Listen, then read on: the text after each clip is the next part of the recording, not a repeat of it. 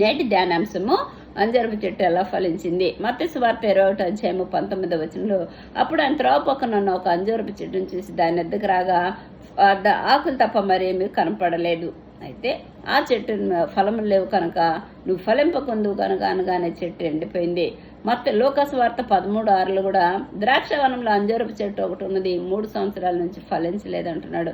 ఫలించిపోవటానికి కారణం ఏంటంటే ద్రాక్ష తోటలో అంజూరపు చెట్టు ఎక్కి సాతాను ఆదాము వాళ్ళని మోసం చేసినప్పుడు మరణం వచ్చింది, ఆత్మ పాతాళంలోకి వెళ్ళిపోయింది. అందుకని అబ్రహాము నుంచి దావీదు వరకు 14 తరాలు, దావీదు నుంచి బబులోనుకు 14 తరాలు, బబులోను కొనుపోబడిన దగ్గర నుంచి యేసుక్రీస్తు 14 తరాలు ఎవరు దాన్ని జయించలేకపోయారు.